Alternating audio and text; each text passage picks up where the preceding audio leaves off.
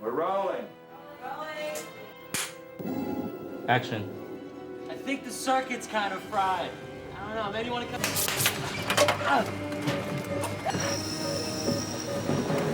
The gamma's too high!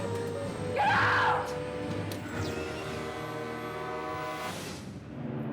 And how? And you go back to original framing. I would like to translate the excitement, the comic book, to the audience. Action. But I think in the comic book, nobody really cared about Bruce Banner. He's a loser, he's a wimp. I need somebody who has the Bruce Banner manner and the look, but in the same time, potentially he has to have that Hulk in him.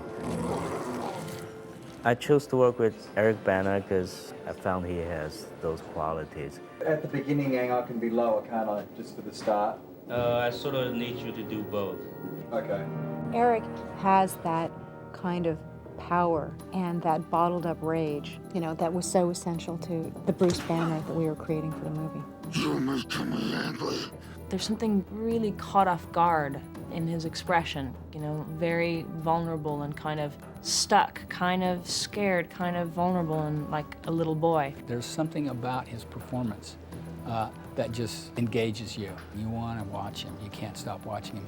He's excellent. You'd know I'd never hurt you. I think you already have. Through Jennifer and her performance as Betty, we come to care for Bruce Banner and we come to understand the Hulk. She's the one who cares for both of them. And we'd be watching dailies and we'd all be crying. That's the kind of truth and emotion that Jennifer Connelly is able to bring to the film and to the role of Betty. She's brilliant and she is beautiful to look at, and she brings intelligence to the movie. She has most of the quality that we're looking for in Betty Ross. She comes onto the set and you just always get to the heart of it. It is quite a special experience working with her. Aang is somebody who really works with people he respects and who gets the respect back from them. It was wonderful to see him working with people, let's say, like Nick Nolte, who was so engaged at the kind of philosophical level with what the script was about, that he and Aang would just have hours of discussion. Or Abraham looking up at a god, or Jesus Christ superstar asking why. Okay. He's totally crazy, and I had one of the best times in my career working with Nick. He is always passionate about whatever the texture provide him. Any line you give him, any set you give him, he embrace it, he feel it. He's just purely brilliant in the movie. This was a very surreal experience for me because Nick and Sam are quite literally two of my all-time favorite actors. And there were times when I was doing some stuff with these guys where I would literally fly above myself and look down and feel very, very, very privileged. If you ever come within 1,000 yards of my daughter again, I'll put you away for the rest of your natural life. I'm in love with Sam Elliott. Sam has that kind of authority, but he has a twinkle in his eye. We did not want General Ross to be a cardboard cutout of a bad military guy. And you know with Sam Elliott playing General Ross that there is going to be something humane at the heart of a general. Sam Elliott is, aside from being a guy who looks great in uniform, is really an actor's actor. I mean, he simply has achieved a level of craft and stature that's almost unparalleled. He kind of is the general. Josh Lucas is somebody who has made literally dozens of films in the independent sector and was waiting for his day to emerge as a leading man. You turn green and all these guys come in and kill you and I perform the autopsy. You don't? And maybe I go too far and break your neck. Josh understood the movie completely from the get-go. He understood that he was playing a character that was in a comic book and that he could be a little bit broad, and he was depending on Aang to tone him into the tone that Aang wanted. He loved being the bad guy. His character Talbot is quite glossy and the bad guy, and he had a blast doing that. Eric and I were sort of more the straight men in the middle in this sort of strange comic book world, you know. But it was really nice coming onto the set. We've got a terrific team that Aang has chosen to work with on the film. There's Rick Heinrichs, who has done a number of the Tim Burton films, and the production design of this film is tremendous. And James Schamus, who's written a fabulous script. My relationship with Aang now, we're on our 8th film. It's pretty much just an old married couple. He bothers me incessantly with appeals for very in-depth philosophical discussions as to why I'm doing this, why are we making this movie, what's at stake, until finally I can't take it anymore and I tell him to go away and actually write the screenplay. And Fred Elms, who's a longtime collaborator of Aang's, is our director of photography. The look of the film is just luminous. It's an indie sensibility brought to an epic comic book canvas. Aang brought in an entire sensibility and a focus on what is it that drives Bruce Banner? What is it that brings the Hulk to life? It is a movie that has that kind of emotional depth. And, and let's face it, drama comes out of conflict, and there's conflict galore in this movie. Action.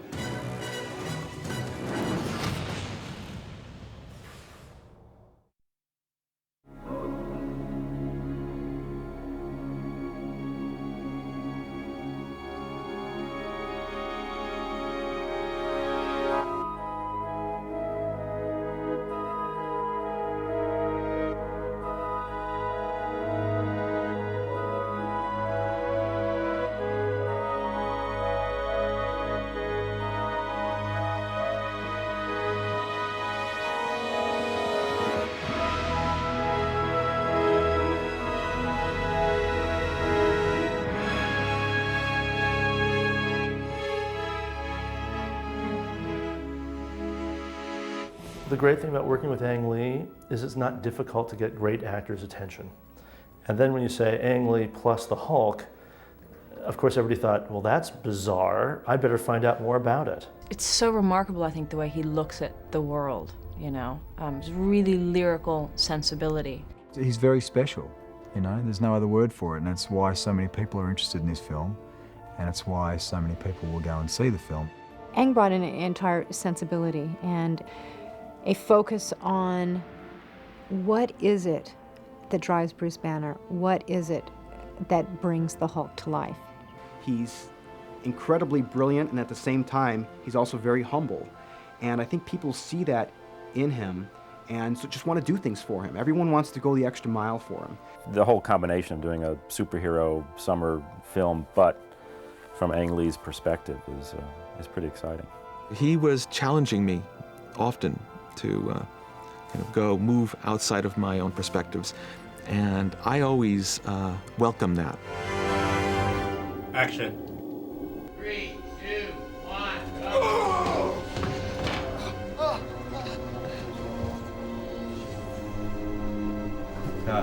This is my first Hollywood experience, so to speak, and is like the biggest movie Universal ever made.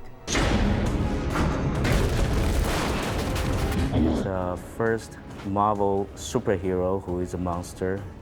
It's tragic and it has a lot of complexity, psychodrama. So that's all good stuff for me.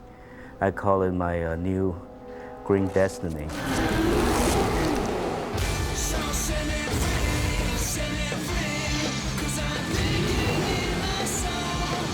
It's the enigmatic effort to put pulp culture, pulp art with serious drama and try to make it work. Action. Okay, 13 seconds. We are set for double exposure. Just be a sec. Because I knew Aang was going to direct, I almost didn't dare come up with my own vision of what it may be. I just went in with my eyes wide open. It was interesting. I know Aang was at pains to really try and come up with some kind of tangible link with reality, even though we're in this kind of surreal comic book world. And I knew that Aang was visually doing that in so many different ways during the film. At times I wouldn't press him. I just wouldn't always want to know everything and just try and work on my own little world, knowing that you're in the hands of a master and someone who everything is where it is for a very good reason. Action. I'm must have seen you or known you. I've seen comic book movies that sort of really play into, oh, this is a comic book, so we're gonna make it kind of campy. And I think what I liked about Aang's approach is that he didn't want his central characters to feel that way. He really wanted them to be invested in what they were doing. And so my character, she looks like a girl that you would really see in a lab. You know, she's not like lab coat, hair up, glasses. You know, that version of it. It's really a more honest version of what a woman who worked in a lab in Berkeley would be. You know, he really played it as if this were a very serious drama. Well, I got news for you. I didn't come here to see you. I came here to see my son. When Aang came out to the house and we sat down and talked, he said we could explore the darkness of relationship father-son. We were on sync, I think probably the moment we looked at each other. I think bringing some realism is important to bring the audience into the world and believing it. It's just a path, it's not the end goal. Somehow you have to make it real to bring them in the first place. Leaning back a little bit.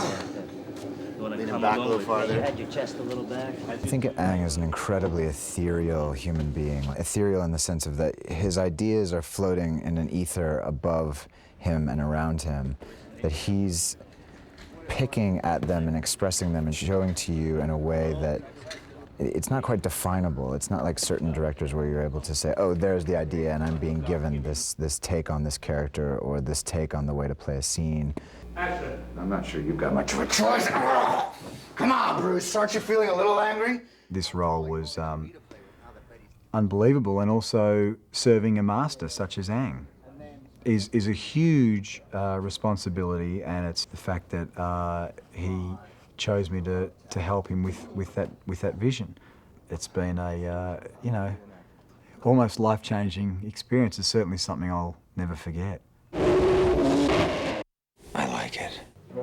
Aang had to become the Hulk for all of us, and he did. And on the set, he was able to communicate to the actors who the Hulk was and what he was doing and the emotion and the drama and the power in every scene in which there was interaction with the cast and a digital creation. Because we have to create a character from nothing, and I want to treat him like an actor, not a cartoon character. I want him to act as much as the rest of the cast act, who are good actors. I want to bring the realism, and the movie is very much rests on his shoulder. So it's very important for us.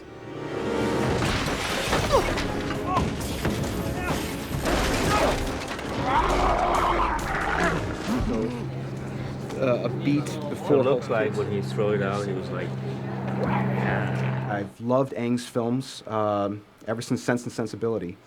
And so I've really respected the fact that he can direct actors so subtly. And up to now, almost every computer animated character out there has been way too broad. So finally we're going to see an animated character really act like a real person.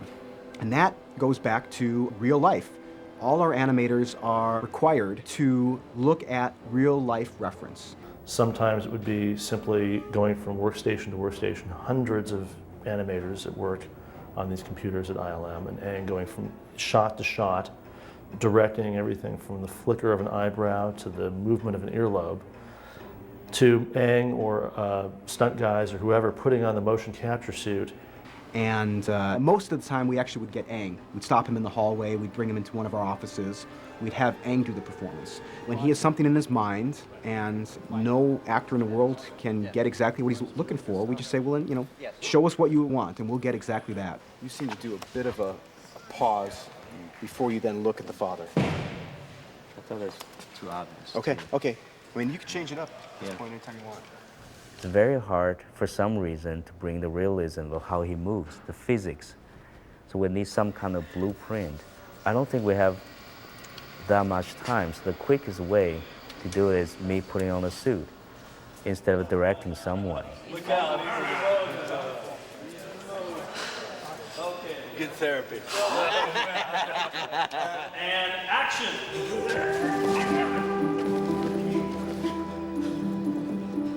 purpose of motion capture is to get realistic animation data to drive computer-generated characters. You know, when he's out there, it's a big deal. He's very serious about getting the performances. He apparently has a lot of acting experience, and he gets completely into character. That moment was good. Okay, okay. He does know what he likes. He knows what doesn't work. He's very meticulous, but we have a whole team here very willing to make his vision come to life. Hang in there. Hang's working for his money today. Normally, the director is busy getting his next film going or working on the sound or the editing of the film that we're working on.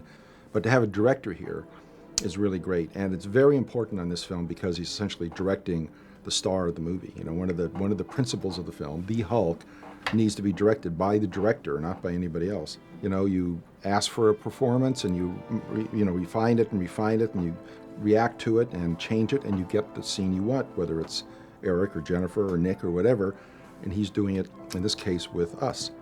And action. And 1, and 2, and freeze. With Aang, he has such a special vision for this picture. It's just amazing to watch the way he can pull performances out of not only the human characters, but working with ILM and saying, well, here's what I want to do for Hulk when he's in this. You know, he may have him just cringe up and do something really, small and intricate, or something just, really grand and large. And action.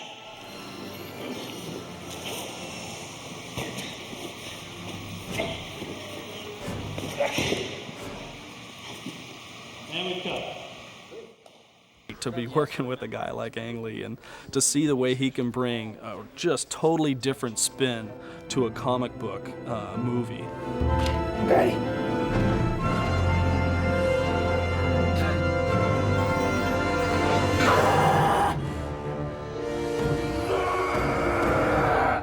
When I first talked to Aang, one of the things he said, which I don't know if he meant as a joke or not, but he said he was looking for the sound of green. And so we've been thinking about that.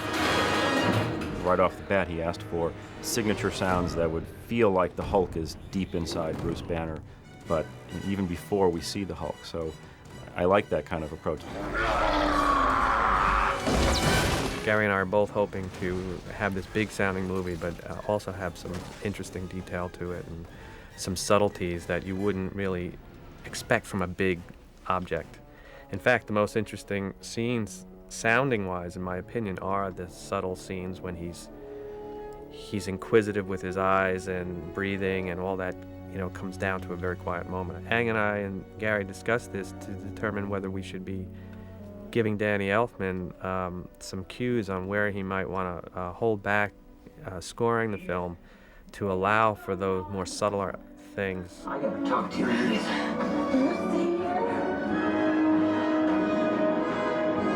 As we worked together, his direction was much different than most directors I've worked with because it was more psychological, internal, about the process and the characters. And he challenged me often to not sound like myself. So I'd be playing music and he'd go, no, that's too Danny Elfman, too Danny Elfman. And I really liked that.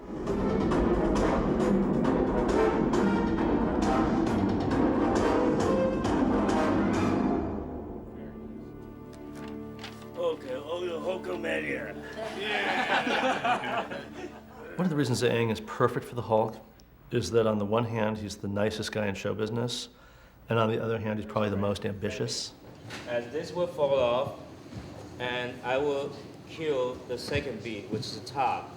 You can spend time in preparation with Aang and think, this is going to be a breeze, and then turn around and realize that you've just been talked into doing about 100 times more work than you ever thought you could produce in your life.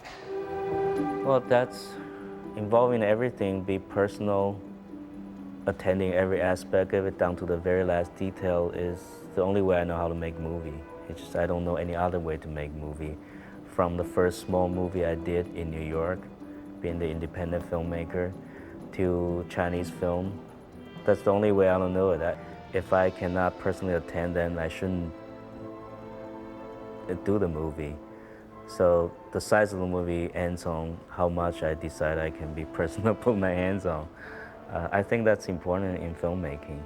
Not that I'm a control freak, but I think all the elements have to be in one movie, one vision.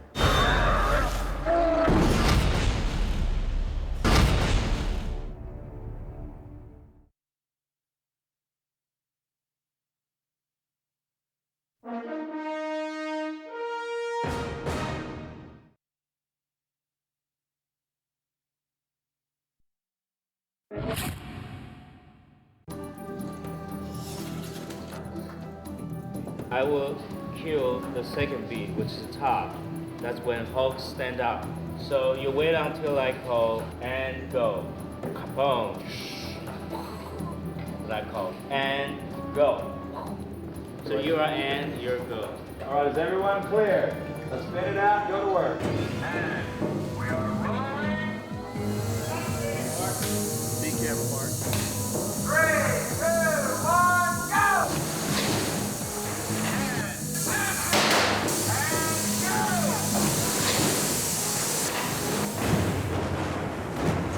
It's a big movie. There's a lot of destruction and a lot of physical effects on the set. You know, it was very difficult work.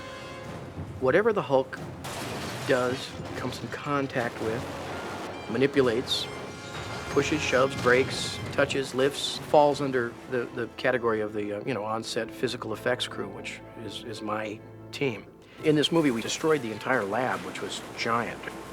Those are real walls that are coming down and real windows that are being broken, real lab equipment that's being destroyed, and there's nothing phony about it. Ready, and door, go! And I think that a lot of people who see this movie might think that that is a regular-sized guy in a miniature set plowing his way through it, because it looks that real. We moved on to San Francisco, where we took 12 cars and rolled them down Telegraph Hill with the Hulk cracking up the street, tipping a cable car with people falling out. The entire street's supposed to erupt, and everybody's supposed to react to that. Yet there's no eruption actually taking place. So we had to really kind of have this fine integration with the CGI folks and the special effects department, especially because they were flipping cars and rolling or tipping trolleys over, and people were falling off, and so we had to really work closely together for that, to make that scene work. We moved on to the Sequoias, where we had the Hulk and animated dogs smashing the front of the car. The dogfight primarily is computer generated, but prior to the fight actually beginning, the Hulk is talking to Jennifer Connelly's character, and he picks her up and he puts her on the roof of the car. And then he takes her off of the roof of the car when the dogs start to attack, and he sticks her in the car and slams the door. And that had to be a really fine integration between us and CG Hulk, so that when the Hulk carried her to the car, she bounced, she moved up and down so that it matched the Hulk's stride. We then moved on to Victorville, where we blew up the 12,000 square foot housing complex with the military trying to attack. Moving into the Banner house, where we had more Hulk interactivity. Bruce Banner gets really upset. Hulk's out, kicks the shit out of Talbot, and leaps away. There's a scene where the Hulk kicks me through the wall of a house, and I'm in a couch. And, 9 cameras, amazing looking, huge explosion. Which means, a couch has to lift itself, throw itself out the window. One of Charlie's guys has to be on the couch, on cue, fall off the couch and hang up on a rail as the couch ends up down into the street. The next sequence, or part of that sequence, the Hulk walks out, bashes through the front of the house, boards, nails, screws flying everywhere, with Charlie's guys still on the rail, not hurting him. So any of those situations like that, Charlie and I meticulously talk about how we're going to design an explosion that will later appear as though the Hulk has created this by his force and walking through. You have to really think about movement is important, how the actor moves in relationship to the way the Hulk is going to move when the animators get a hold of it. 3, 2, 1, go. A lot of the movies me getting beaten up physically by the Hulk or by the fights that Eric and I have, or being thrown around or being smashed into things. We had a great time on this stuff, and we obviously have to place a lot of faith and trust in each other. And the good thing about the scenes with Josh was it was the only person that I really got to do some really heavy physical stuff with. So it was always a relief when he would come onto the set, even though he'd beat the crap out of me every time.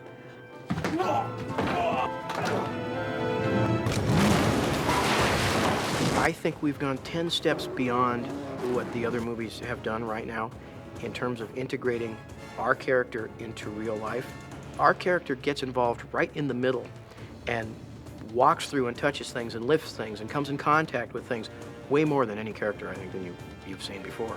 My ultimate goal is to, in a finished movie, not have anybody know where we've handed off from animation to real life. It's been a really busy picture. It's been a really kind of satisfying one for me.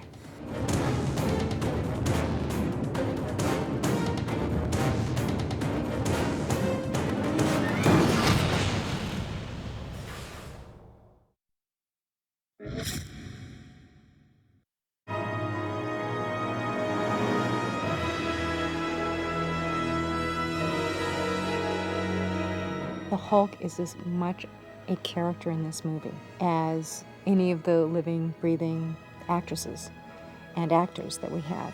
So his ability to emote was critical. He has to move like a real person. It has to look like a real person, and it had never been done before. But ILM is definitely at the forefront of all of this stuff. It's incredibly difficult to make anything that is even close to being human out of an animated character, whether it's computer graphics or whatever. Because as we look at each other, we know that 300 little recognizable body motions that mean something. So we've had to learn all those and apply them to the Hulk correctly so that you think the Hulk has got this kind of childlike personality. I think it's time to bring the sophistication in public entertainment in the computer world, so you can invest your emotion into it, not just watching the creature go crazy, where at the back of your head you know they're CGIs. I want to see if I can break that barrier. The first step is to design the character. What does he look like? The very first step we took was to do some concept paintings on how realistic was the Hulk's body. Is it a completely believable human musculature? Or is it more like a comic book where everything's bigger than normal? And that was probably some of the first explorations that we went through. When the LA department sent us the maquette, actually, in fact, this is the maquette that they sent us, this really kind of nailed for us what direction Aang wanted to go to. There are 3 different Hulk creatures in the film. The trick was that he had to transform from a real live actor, from Eric Bana, into these various Hulk sizes, so all of the Hulks had to be built with those parameters in mind. From that maquette, they build a CG model, which has every single element in that model, how it actually moves. We were constantly making new versions of the Hulk. It's a very, very painful, long process about putting all the little detail. We have a whole team that just simply does the paint. Every little pore and every little detail, that's their job. Another team that's just sculpting the muscles. We bring in bodybuilders. We do extensive research on how the muscles bend.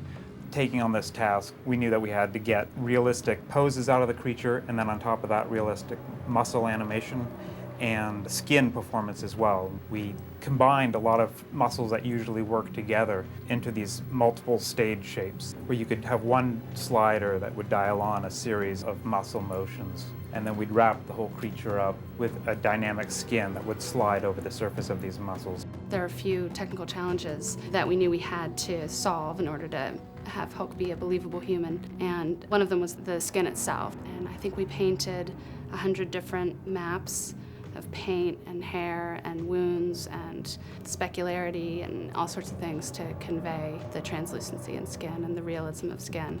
And then after the model's built, then it's a question of animating that model to look like it's working. I think we use every single technique ever discovered in animation. It's really getting to the essence of the performance.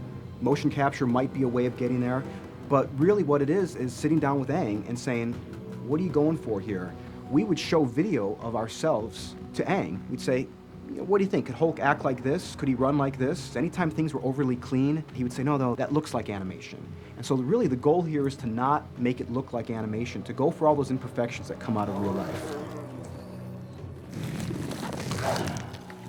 After the animation is approved, a technical director lights the shot based on some information that's gleaned from set and also referencing other shots in that sequence and coming up with unique ways to incorporate the character into the scene by moving objects around him. We found through learning and just experience different ways to make him really mix into the background was adding things like dirt onto him and having him kick up dirt and just interact with his environment much more so than we ever have before. So we could try to make him as dirty and dusty and grimy and sweaty as we possibly can. He's being shot at. There are wounds all over his body. You have to tear the skin, you have to have it heal again. He's interacting with water a lot, so you have to take care of all his wetness values and create a paradigm for that. Generally, the animation is done several days or weeks in advance of when it actually comes to us. And then it's our job to integrate that into the scene. So it's a matter of lighting it, shading it, putting a skin texture on him. Here's the infamous Hulk throwing the tank shot, or DA-24 as we call it here. There probably were 3 to 4 dozen elements that added up to make this shot. You can see how the tank tread breaks off and all these different dynamic things that the animation team takes into account and does a great job with the muscle flexing and the hard surfaces reacting in a real way. This represents a computer-generated ground plane, and here's some computer-generated dust. Where he starts spinning it around, you can kind of see the footprints be depressed a little from the wind. So all these elements add up to this final shot. It's all about chaos in this sequence, trying to get it as chaotic as possible. And it's getting sand and dirt in the air and on the Hulk. I'm interested in telling a story and actors. I care about the actors, and they're reacting to the work that I do, and my work is to react to the work that they do, and it's very close, and to me personally, to do this. A huge amount of effort, of course, went into making this thing look absolutely real, so you don't even think about it as an audience member. All you're thinking about is the character. The technology should be invisible. Only when it's over, you say, wow, how did they even do that?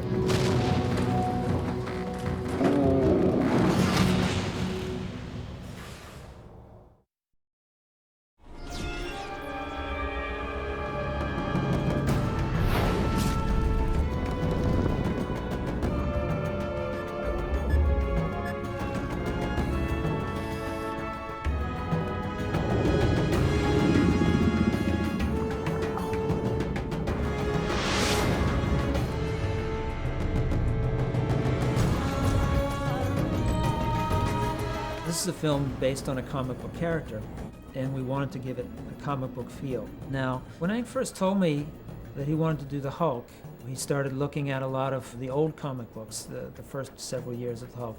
It's pretty much 6 rectangles per page, very straightforward. As time went on, the graphic design of the comic books became more and more interesting and a real part of the storytelling itself. And that became something that was very appealing to us, and that was one of the things that really got me thinking about it.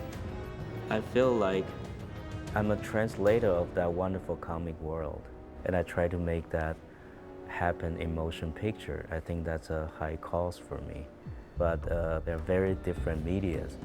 You can't just take the layout of a comic book and put that on a movie screen. It doesn't work. But of course, the comic is a still picture. You have a composition and a linear movement in itself, so that you don't quite capture in a motion picture. If you try to lay out a movie screen that way and tell the story sequentially in panels, that you wind up wasting all your screen. So I tried to think about what I liked about those kinds of comic book layouts and try to figure out a way to come up with cinematic devices inspired by that. So we do take some of the multi-images influences from the comic, not so much a split screen, but see if we can get more out of what we're looking at than the regular linear structure. I would like to see the whole moments from beginning, middle, and end, to see the choreography within one shot. Normally in a movie, if you want to get from one shot to another, you cut, or you dissolve, or you fade out and you fade in, and that's about it. On this film, I had free rein to do anything we could think of to get from one shot to another or to combine 2 images on screen at once. In this film, we were working with ILM, who then executed the things that we temped in the editing room. We're working on basically two different types of effects. You could break it down into multi-screen effects, where things are happening on screen from different settings at once, more like a comic book layout, and then transitions, where we go from one scene into another, or sometimes into a third and fourth scene.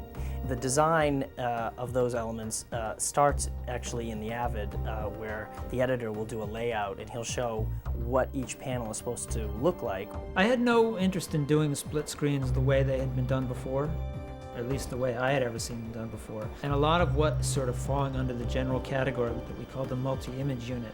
Most of it's not what you would call normal split screens. They move around a lot, and there's a lot of just strange, blurry, wipey transitions that aren't split screens at all.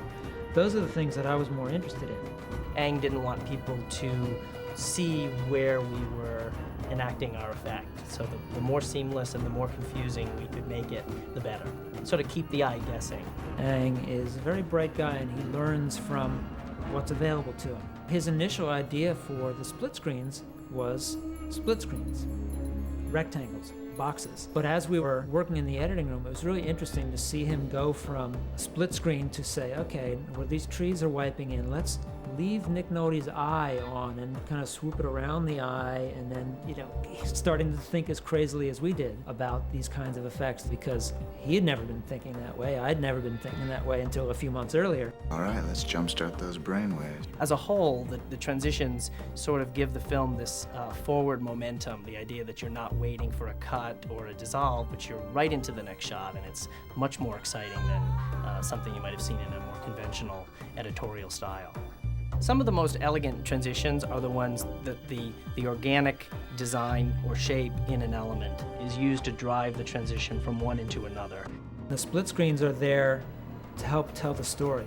Sometimes you do split screens to show a number of different angles on the same thing. In addition to sometimes doing that, we tried to involve all these split screens in the storytelling, and that visual style became part of the storytelling style. We decided early on that we were going to try anything, or at least decide that anything was legal. Once you've decided that you're allowed to do anything, it's very liberating and a lot of fun, and coming up with some of these ideas was great fun.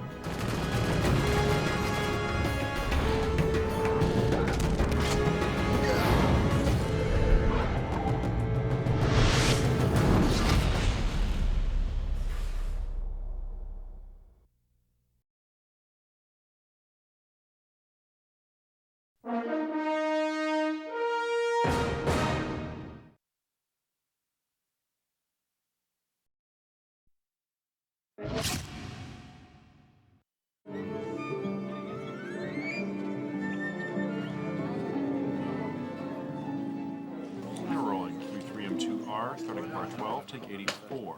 Recording. Speed.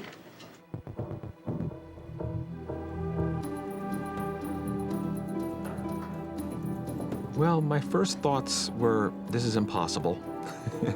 It's a huge film and there really wasn't much time. But the combination of it being Ang Lee and then coming and seeing the film, I got hooked. I should have some perk getting me into the downbeat in 96. Something I don't quite have experience on. It's a big Hollywood movie that has an adventure, heroic taste to it. For this kind of movie, Danny knows what he's doing, so I think he can help me a lot on this particular genre. But in the same time, I was telling him I don't want the Danny Elfman. So I'd be playing music and he'd go, no, that's too Danny Elfman, too Danny Elfman. And I really liked that. That's good for me. And so he was challenging me often to go move outside of my own perspectives. Hulk is about the artificial way that we brought the inside alter ego out to exposure. So we want both the majestic grandness of the classic horror picture and grandiose to it. His perspective on the characters in the movies was always very clear. He seemed to know how he felt about it, and his clarity made it much more easy for me to work.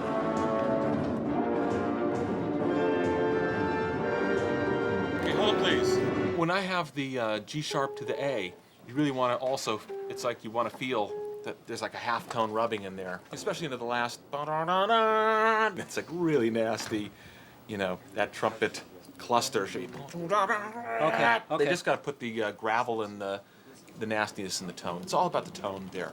Yeah. One more time, please. 127. The first and most important thing, what is the tone of the film?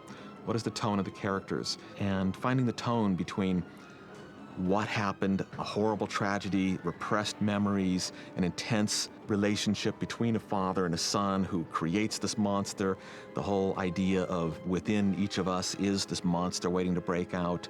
I think by pulling down the crescendos, I can keep the whole thing a little stronger. It'll be either that or raise the level of the cello basses. As a composer, I have to get into a mode where I'm like a heat-seeking missile, and I have to lock onto my target and stay on it really intensely. Aang enabled me to do that, to lock on and stay on it with him. It was really an amazing process. That was a great performance. I like even just a touch more nastiness. This is what we're calling the Hulk out. I love writing music that's aggressive. I love taking out my aggression through the orchestra in my music when I can. It was very clear. Repressed, repress, repression, breaking out, and exploding.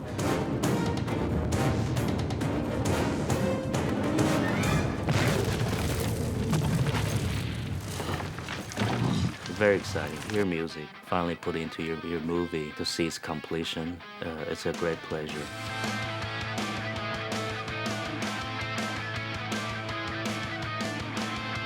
The Hulk is just a very dramatic version of the same stuff that we all go through.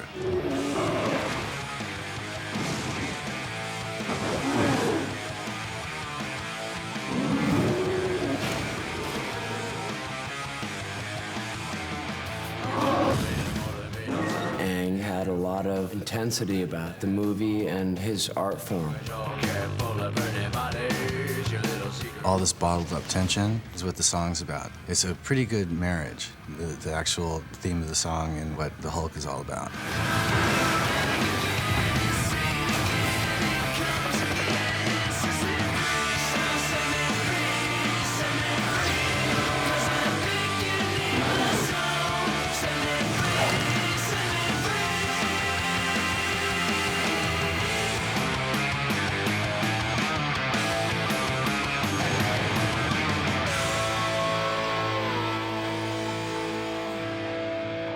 Hulkamania.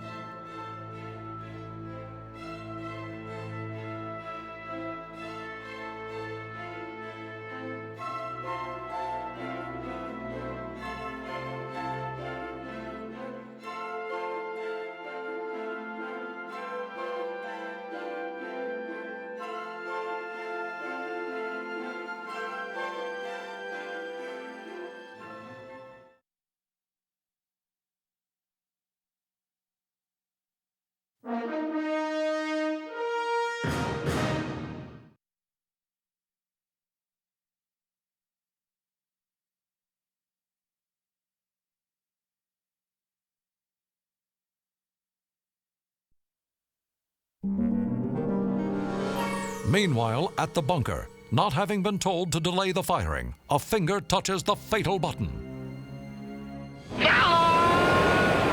Although many miles from Bomb Zero, Dr. Bruce Banner is bathed in the full force of the mysterious gamma rays. The world seems to stand still, trembling on the brink of infinity, as his ear-splitting scream fills the air. This was the dramatic beginning for one of comic books' most popular and unique characters, the Incredible Hulk. 40 years later, the Incredible Hulk is as resilient as the company that created him, Marvel Comics. Owned by publisher Martin Goodman, Marvel was launched in October 1939 under the name of Timely Comics. The first books featured science fiction heroes, the Human Torch and the Submariner. Both characters offered an escape from the country's Depression-era anxieties. Comic books, all in all, are a reflection of the times we live in. Especially then, they reflected fears, social economics, wars, and so on. In the wake of Nazi aggression in World War II, Marvel introduced the ultimate superhero, Captain America, in 1941. Later that year, Marvel hired an ambitious 16-year-old high school graduate named Stanley Lieber. Lieber got his first writing assignment on the 3rd issue of Captain America. The passage was entitled, Captain America Foils the Traitor's Revenge. Lieber signed it Stan Lee. The 1950s proved to be a creatively challenging decade for Marvel due to post-war issues of communism and nuclear weapons. But the 1960s, that was the big time, because that's when we came up with characters like the Fantastic Four, Spider-Man, the X-Men, Daredevil, and all the other characters which are now thought of as the giants of the Marvel galaxy. After having done our first of the Marvel line of books called the Fantastic Four, I was looking for something else that would be totally different. Then I remembered I had always loved the old movie with Boris Karloff, Frankenstein. And it always seemed to me that the monster played by Karloff wasn't really the bad guy. He was the good guy. He didn't want to hurt anybody. It's just those idiots with torches kept running up and down the mountains, chasing him and getting him angry. Then I remembered another favorite of mine, Dr. Jekyll and Mr. Hyde. And Dr. Jekyll was a normal man who turned into Mr. Hyde. So I combined Jekyll and Hyde with Frankenstein, and I got myself the monster I wanted, who was really good, but nobody knew it. And he was also somebody who could change from a normal man into the monster. May 1962 marked the release of Lee's monster, the Incredible Hulk, and his alter ego, Dr. Bruce Banner. Bruce Banner is a scientist. He's working with gamma research. And our story is about a guy who is harnessing this incredible energy. The important thing with any hero, the reader has to empathize with the hero, has to care about the hero.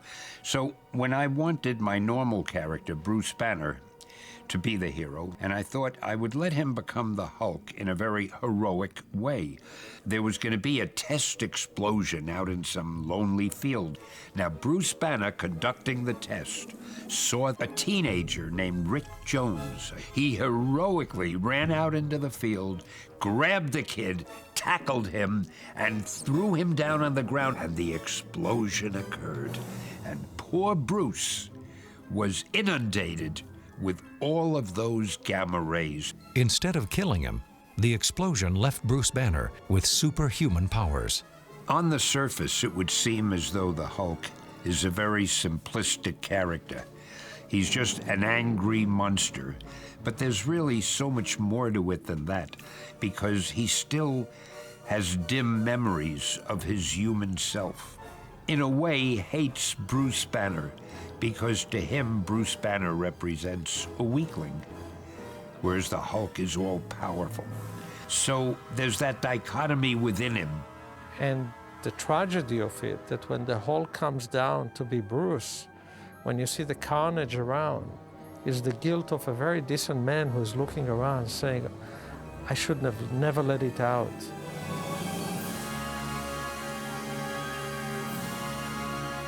Stan Lee had developed a complex character in every way, from his behavior to his appearance. Well, my first choice was gray, because he was a monster, he's supposed to be scary, and I figured gray is kind of a scary color. But there was a problem. When the book was printed, the printer was having trouble keeping the color consistent. So I decided in my infinite wisdom, I'll change his color. And I looked around and tried to think what color is no superhero wearing at that time, and I figured green. Nobody was green that I knew of. So I said, okay, let's color him green. It was as casual as that. After 6 issues, the Incredible Hulk began to appear in other books, such as the Fantastic Four and Tales to Astonish. As the Incredible Hulk continued to develop a loyal following, Marvel continued to exploit his various personality traits. I stopped writing the Hulk after the first 20 issues. Now, after that, many, many other writers and artists did the strip. So over the years, the Hulk has changed. In some stories, he suddenly became very intelligent. You know, when I had done him, he could hardly speak.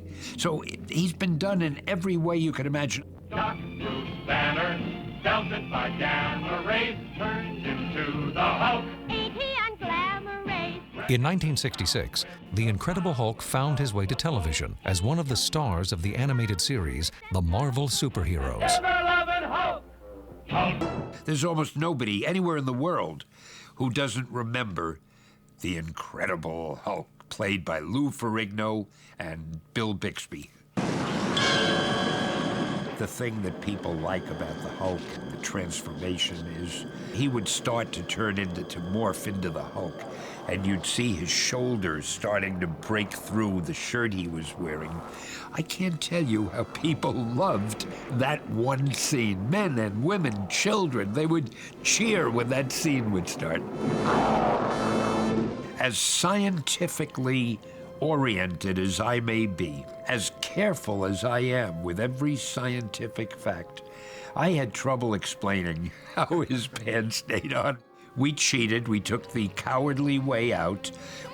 He was wearing long pants.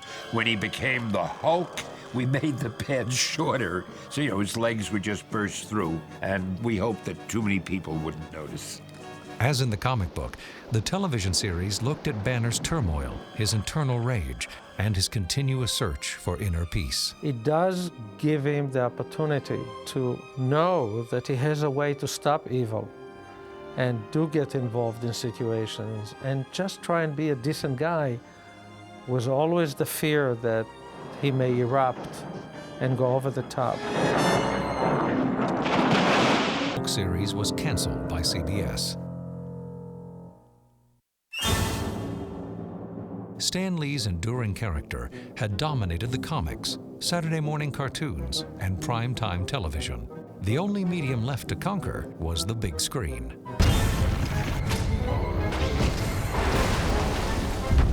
The long-awaited Universal feature film about the Incredible Hulk has been the most anticipated appearance of the superhero in decades. You're gonna have to watch that temper of yours. I feel like I have been researching to bring the Hulk to life for years. The great thing about everyone at Universal is that they didn't just want to make an action film. They wanted to make a film that explored character and drama and emotion.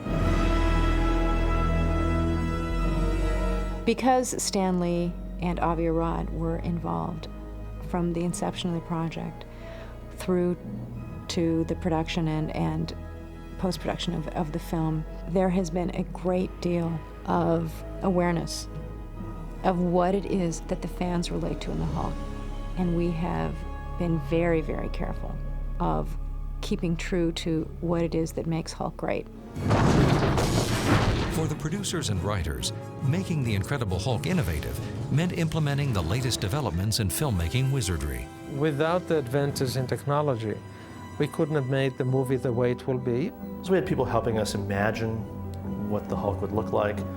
Then we had great artists building sculptures, clay maquettes.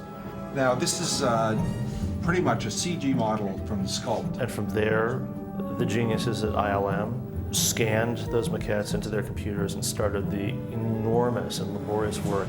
We were able to create a human creature, an organic creature with skin, with hair, with eyes, with tears, with sweat. Everything that a human being, good or bad, is now in this creature. So it's no longer a maquette brought to life. It's living, it's breathing, it's moving, it's falling, it's hurting.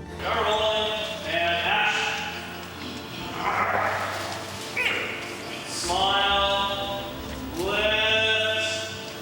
The merging of the film's technology with the performances of his cast was the challenge for director Ang Lee.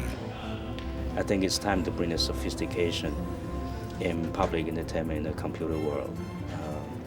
so you can invest your emotion into it, not just watching the creature go crazy, where in the back of your head you know they're CGIs.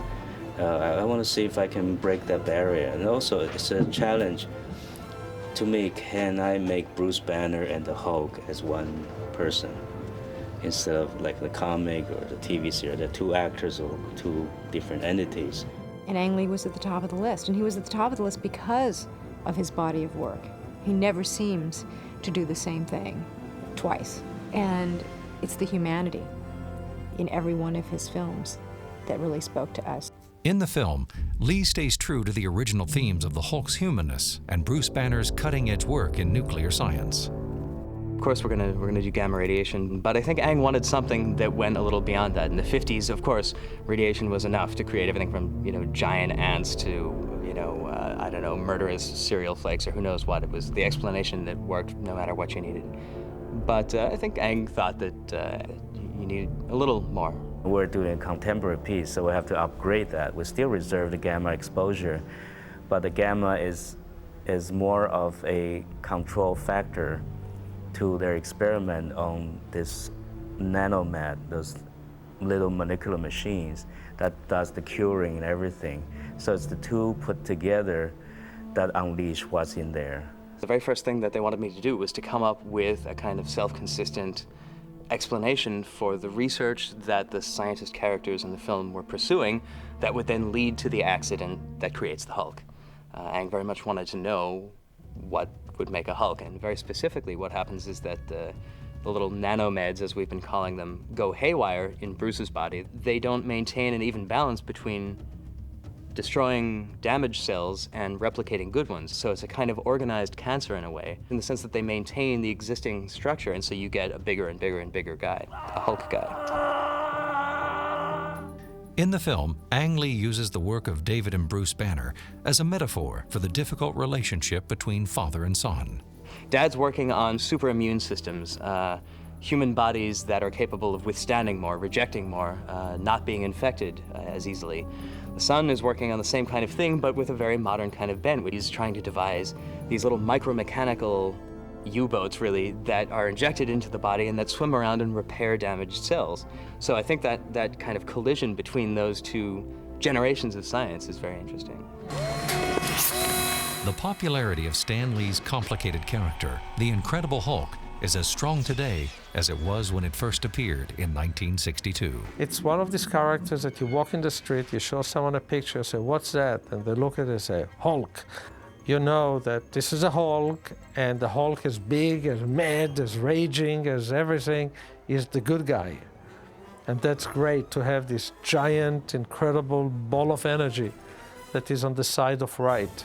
I never imagined 40 years ago that I would be sitting and being interviewed and talking about this character and the fact that it would be the subject of a major motion picture, the fact that it would still be more popular than ever 40 years later. No, I wouldn't have imagined that in a million years.